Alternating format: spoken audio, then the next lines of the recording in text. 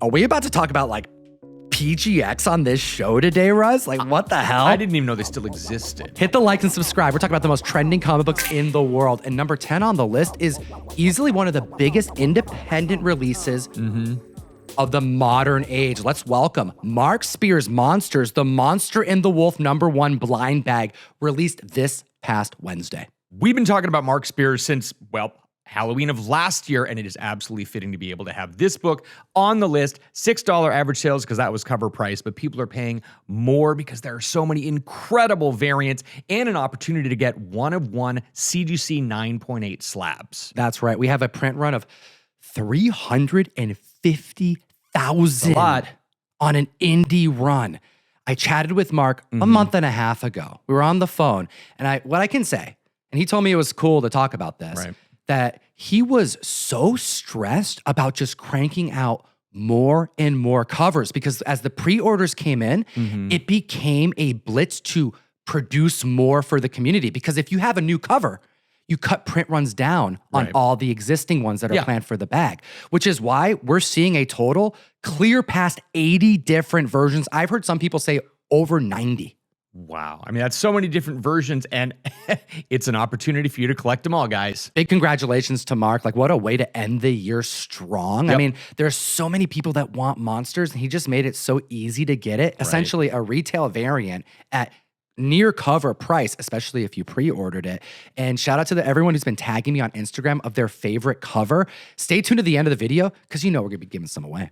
New York Comic Con caused a couple surprises, including this one. Number 9 on the list, X Factor number 6, the first full appearance of Apocalypse. We're reporting $50 average sales and $260 for CGC 9.8. And we also are reporting a PGX 9.8 for $164.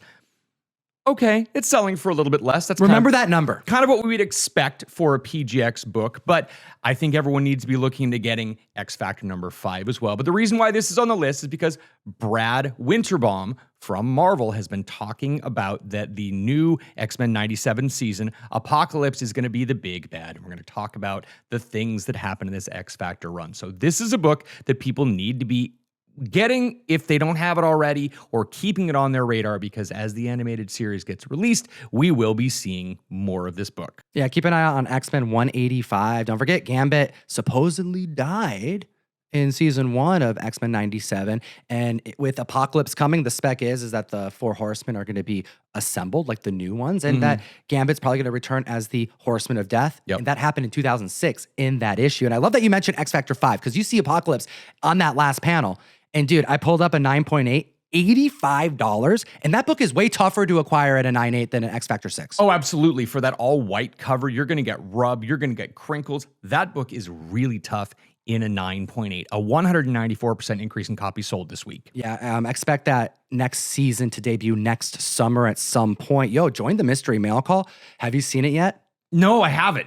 Our very first Rob Liefeld cover on Youngblood #1. Oh, wow. Every single person gets one. ComicTom.com. We don't have a Patreon. We don't really do like live shows or anything, meaning that we don't take like super chats and things like that. Like we appreciate them when they do come in, when we do that kind of stuff. But yo, if you want to support independent comic book content creation, ComicTom.com. Give us an excuse to send you some comics every month. That's the best way to do it and secure your Rob Liefeld cover. Number 8 on the list is Forever People. Number 2, Jack Kirby, Fourth World, has never gotten enough love. No, it really, really hasn't. And there are so many great Jack Kirby stories when he was in the DC era. All of this dark side and dark side related Fourth World stuff needs more love. And right now, Forever People number 2, $50 average sales, $75 for CGC 9.2. We saw a super cheap 9.4 for only $32. You can pick these up raw. This is a great read, but it's the first appearance of Desaad, who is one of the counselors, the chief counselor of Darkseid. Who is going to be the ultimate big bad, the Thanos, if you would, of the James Gunn DC universe? I don't think anyone would be surprised if it's going to be Darkseid, which means we're going to see other characters before him. Well, maybe it's going to be Desaad, and there's good reason for that. More on that in a little bit. Let's move on to the next number on the list, because that book had an increase of copies sold of 256% because of the finale of Peacemaker Season 2, which brings us to number 7 on the list with New Teen Titans Annual number 2, first appearance of the Vigilante, Adrian Chase. We are seeing copies fly off of the virtual eBay shelves. $30 high average sales, $150 for a CGC 9.8. And what is this? Just days later, a PGX 9.8 for $160. Okay. First, let's tackle this because this is why we brought it up in the very beginning of the video. I can't remember the last time we talked about PGX on the mic. It's been years. And that's because this isn't a grading company that we support, nor sell, nor purchase unless we're going to crack it out and send it somewhere else. Can you confirm?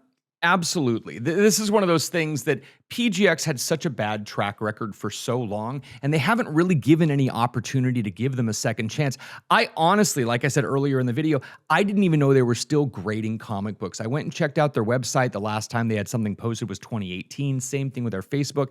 They have posted a couple things on Instagram, but it doesn't even look like their submission form is updated enough that you can get something sent into them. So I'm just throwing this out there because it's been so long and we have so many new collectors. Right. Seeing a PGX sell for more than a CGC tells me that some people may just not be as informed as they should be because it's been so much time since they were even competing and failing at that during that time.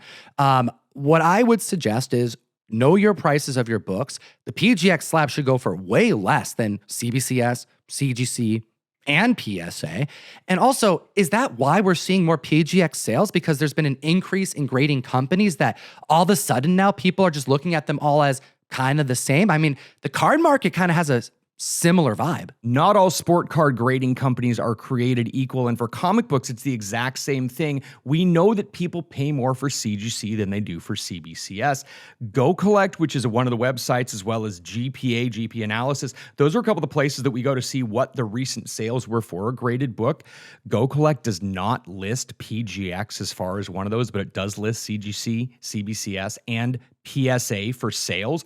GP Analysis, I couldn't even find a PGX sale that was listed on there. I cannot confirm if they have any of them, but right now there is so little respect in the industry. These books do not sell for what they should. So if you are a new collector, I'm not saying don't buy it, but buyer beware and be really careful. Look at the book before you spend exactly what a CGC would have sold for or more. We got Vigilante's first appearance on the trending 10. We also have an increase of copies sold of 120% after the season finale of Peacemaker Season 2.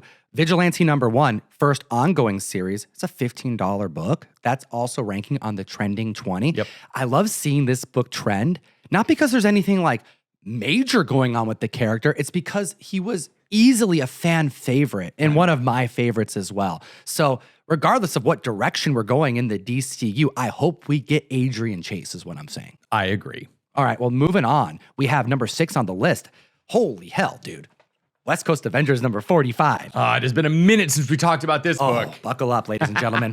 $40 average sales.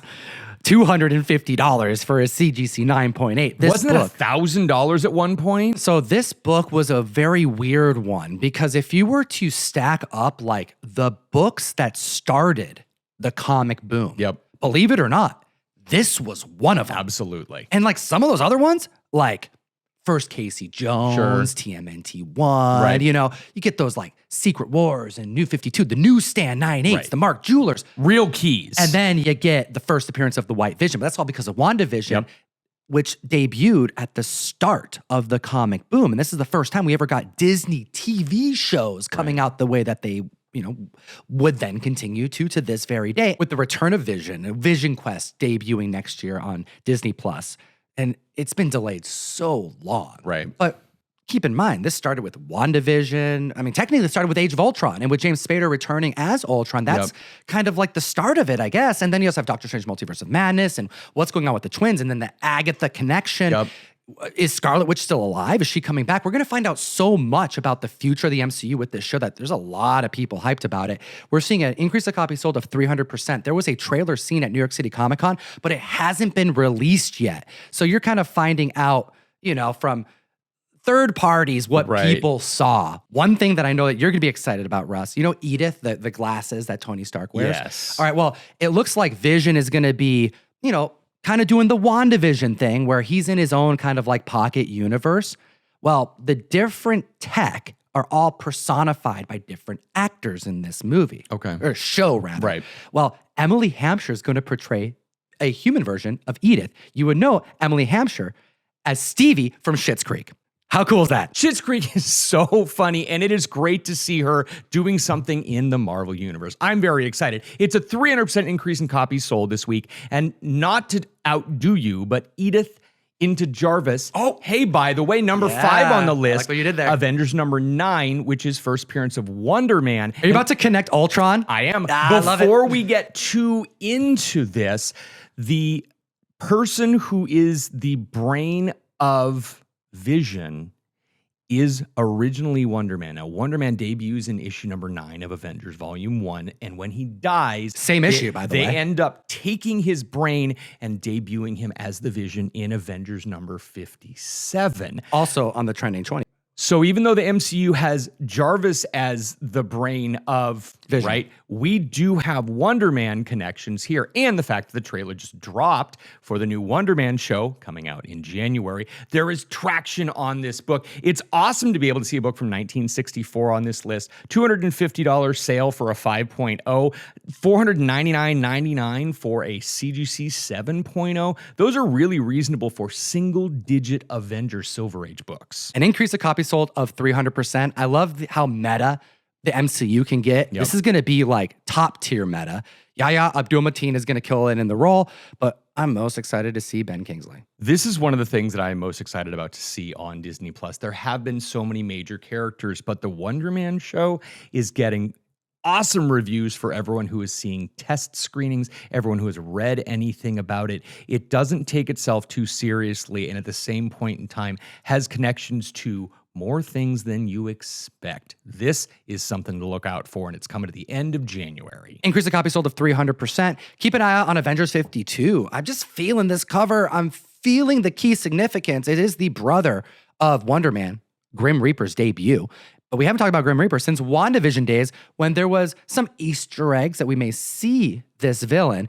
And that's all because of the appearance in the Tom King run, which is what WandaVision and Vision Quest kind of loosely based off of. Moving on to number 4 on the list. Holy DC, Russ. There's more DC on this list than we've covered in years. We have just moved past the chewy Marvel center and are back into our crispy DC cookies. Number 4 on the list, Batman number 492. The first issue of the Nightfall series. This is what leads up to Bane breaking Batman's back in 1993. This was such a major thing. The month that this officially came out in May of 1993 is referred to as one of the 2 highest selling months of comic books of all time. The print runs were absolutely off the charts, and a lot of this stuff, while the writing was good and the art was good, is super, super cheap. We're reporting on a $3 average sales. Didn't even really care about a 9.8 because there are so many of them out there. Yo, there is one. If you're going to buy this book, Yep. you either buy this version at $3 or check those dollar bins or even quarter bins. Read it. Yep. You know, to read it.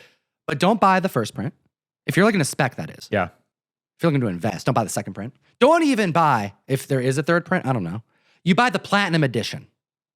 That book, high grade, 30, 40, 50 bucks. So it was a promo edition. It has kind of like a silver lettering on the cover. Was it like 30,000? The print run said 35,000. I couldn't find an exact number for the first print of 492. It's probably between 150 and 200,000. But keep in mind, at this point in time in 1993, there were a lot of people buying for speculation. Between Capital and Diamond, the 2 major distribution houses, there were 11,000 accounts, and there were only, guys, 6,000 brick and mortar comic book stores that were operating. So there were twice as many people just buying the comics to have them. So you know there are high grade raws out there. And 6,000 comic book stores is a really, really healthy industry, man. We found out at New York City Comic Con that Nightfall is going to be adapted to a multi-part animation. Nice. So that's really exciting. So much Batman going on right now. So much Bane going on right now. I mean, on the Trending 20,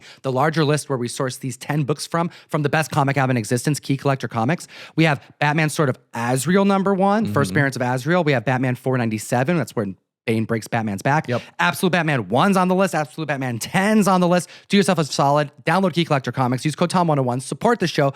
Unlock a free 2-week subscription of the app. You're going to want to pay for the full experience, but 98% of it is free if you don't want to do that. It's going to enhance your comic collecting and help you on the hunt. Moving on to number 3 on the list. I think it's a cool book, but I don't think you should overspend. We have Action Comics $5.98, $8 average sales, first appearance of the team. Checkmate, season finale of Peacemaker.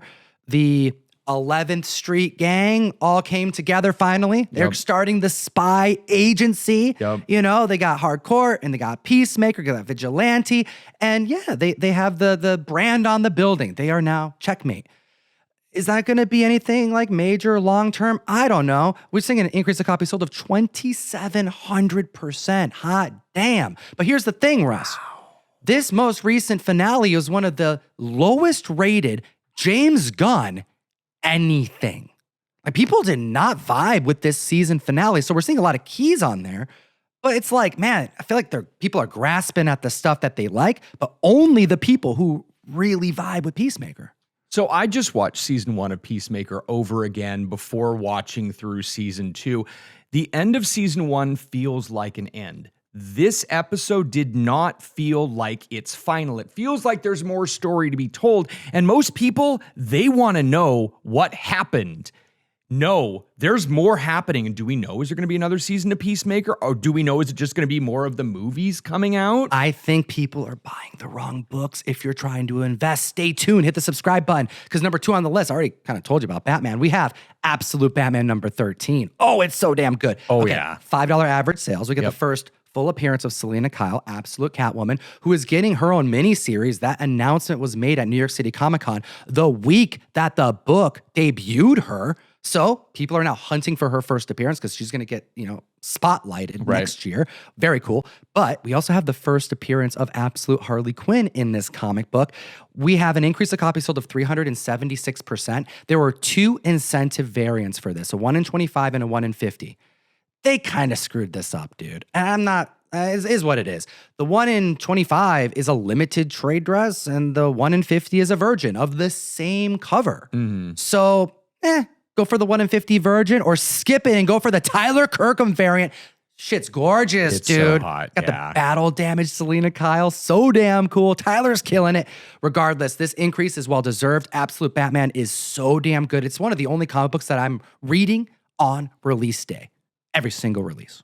All right, guys, this is the time for the biggest book with, honestly, the biggest increase I have seen. 3,000+%. Oh my God, it is crazy how much this book spiked. People are buying the wrong book. Number 1 on the list, and it's a book that no one was specking on. Salvation Run number 1 from 2007. It is a 7-issue miniseries, a couple cool variants out of it, but cover A, $18 raw sales on this book. Like Tom said, 3,075% increase on copies sold this week. Well, there is an incentive variant for issue number 1. It's a 1 in 10, and that one's going for like $25 high average sales.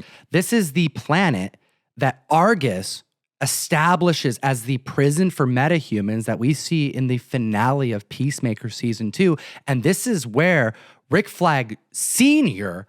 puts Peacemaker to get revenge for killing his son, Rick Flag Jr., Ricky. Well, we were talking about Desaad earlier on the list, who actually runs Salvation, the planet, this place that is going to be a prison for metahumans in the DC universe, which has links to Darkseid. People buying this book because of Peacemaker, sure, it makes sense, it's affordable, but when I see Salvation, I think of 2 things. Darkseid, of course. Get your Jimmy Olsen pals, Sure. Right. But I also think of not issue 1, 2, 3, 4, or 5, or 6, or 7 cover A. You go for the Neil Adams 1 in 10 issue number 7.